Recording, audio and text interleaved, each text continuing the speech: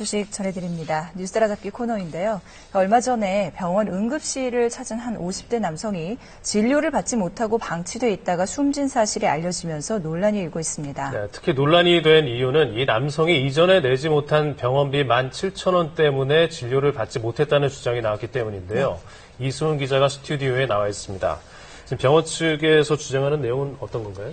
네, 일단 병원 측에서는 밀린 병원비 때문에 그런 건 아니다. 또 당시 상황이 응급한 상황인지 미처 알지 못했다. 이렇게 주장을 하고 있는데요. 네. 하지만 어떤 이유가 있건 간에 응급실을 찾은 환자가 몇 시간 동안 의료진의 제대로 된 도움을 받지 못한 채 숨을 거둔 것만은 명백해 보입니다. 사건의 전말을 재구성해봤습니다. 지난 8일 새벽 4시쯤 57살 유모 씨가 서울의 한 병원 응급실에 실려옵니다. 본인이 몸이 많이 떨린다 그랬대요. 죽다는 얘기예요, 몸이. 구급차 우리가 가서 조치한 거는 이제 우리가 입원을 체온 재고 혈압, 맥박, 호흡수를 다 확인을 했어요. 유 씨는 지인의 집에서 잠을 자다가 심한 오한과 복통을 호소했다고 합니다. 힘을 한 이틀 동안 계속 하더라고요. 그거 알면서 몸이 좀 아프다고 그러더라고요. 춥고 막 그러다고 하더라고. 그러면 저한테 119를 불러달라는 소리예요. 황급히 도착한 병원. 그런데 접수 창구를 찾은 유 씨의 지인에게 원무과 직원은 난감한 표정을 지었다고 합니다. 지난번에 내지 않은 병원비가 남아있다는 겁니다. 컴퓨터를 딱딱 찍더니 먼저 번에도 17,000원이라는 돈이 밀렸어요. 그래가지고 접수를 못 해주겠다 이거요. 주머니를 뒤져봤지만 급하게 나오느라 돈이 없었던 상황. 환자인 유 씨의 수중에도 10,000원짜리 한 장밖에는 없었다고 합니다.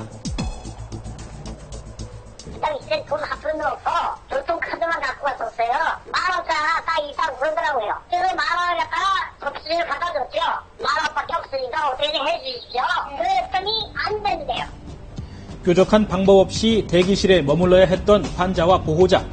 그나마 함께 있던 지인마저 출근을 위해 자리를 비우면서 환자는 혼자 남게 됐습니다. 의사의 얼굴도 보지 못한 채 응급실 안팎을 머물던 유 씨. 이렇게 5시간 동안 방치돼 있던 유 씨는 결국 의식을 잃고 맙니다. 한 9시 20분쯤 되는데 그때 보니까 이제 대기실 의자에 얼굴을 이렇게 바싹 박은 상태에서 물을 많이 토해놓으셨더라고요. 거기에 이제 입과 코가 잠길 정도로. 그래서 상황이 안 좋은 걸 보고 이제 바로 CPR이라고 해서 응급 구조를 했는데 아예 눈이 하얗게 위로 이렇게 치켜튼 상태고 숨쉬기가 되게 힘들어 보이셨고 그냥 너무 참담한 그 모습이어서 유 씨는 뒤늦게 중환자실로 옮겨졌지만 결국 사흘 만에 숨을 거두고 말았습니다. 유가족은 병원 측이 돈 몇 푼에 응급 환자를 외면했다며 돈통을 터뜨리고 있습니다. 4시부터 9시 반까지 그럼 아무리 상식적으로 생각해도 이해가 안 가는 거예요. CCTV를 봤는데 5시간 동안 아무도 환자의 상태를 와서 물어보거나 자세하게 관찰하는 몇 미터 안에 반경 안에 오지도 않았어요. 어쨌든 진료를 못 받았고 환자는 결국 사망에 이르게 되고 그건 되게 가슴 아픈 얘기인 거예요. 저희도. 응급실을 찾아온 환자를 제대로 진료해주지 않은 병원. 어떻게 생각하시나요? 사건에 대해 병원 측은 뭐라고 설명하고 있을까? 병원 측의 해명을 들어봤습니다. 숨진 유 씨는 이전에도 한 번 이 병원에 온 적이 있습니다. 응급실에서 6만 원짜리 링거를 맞은 뒤 돈이 모자라 일부 병원비를 미납했다고 합니다. 10만 원 주문이지만 줘. 그러지 마요. 보니까는 4만 몇 천 있더라고요. 그래서 그거 주고 나온 게 12,000 모자른 거죠. 10,000원이든 7,000원이든 17,000원이든 그러고 그런 돈 때문에 그렇게 된 게 진짜 말도 안 되는 일이라고 생각해요. 그런데 병원 측은 말이 좀 다릅니다. 미납금을 언급하긴 했지만 정상적인 진료가 이루어지지 않은 건 다른 이유 때문이라고 했습니다. 여태까지도 저희가 이수금이 있다고 해서 진료를 안 한 경우는 없어요. 중요한 건 어쨌든 가족하고 연락이 돼서 와야 된다라고 생각하는 쪽에 더 방점을 찍었기 때문에 가족들과의 연락이 먼저였다는 병원. 가족이 꼭 와야 된다라는 거에 대해서는 제가 의문이거든요.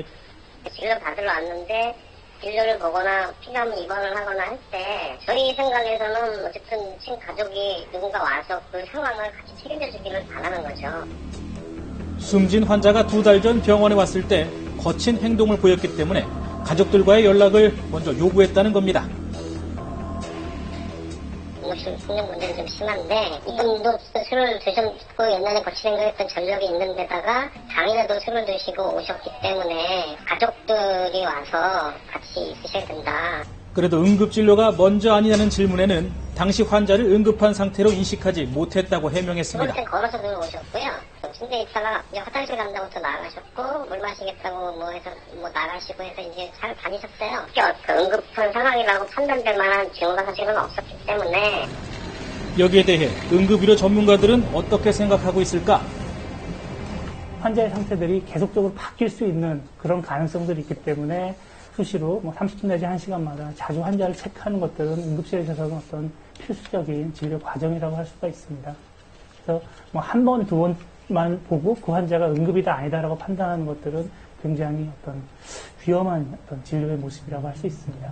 더 나아가 구조적인 문제를 꼬집는 의견도 있습니다. 진료비 미수의 책임을 직원들에게 넘기는 병원들의 관행도 문제라는 것. 대부분의 병원이 미수가 발생하면은 병원에서 그걸 원무과 책임 개인한테 돌려서 그 미수를 원무과 보고 받아내라고 그러거든요. 그런 병원들이 많이 있어요. 그러다 보니까 원무과에서는 이제 그런 미수 환자라든지 문제 환자들을 접수시키거나 환자를 입원시키고 싶어 하지 않은 겁니다. 이번 사건의 정확한 책임 경중을 가리는 것은 경찰의 수사 결과가 나온 뒤에야 가능할 것으로 보입니다. 경찰은 부검 결과와 진료 기록, 또 CCTV 등을 토대로 신중한 수사를 진행하고 있다고 밝혔습니다.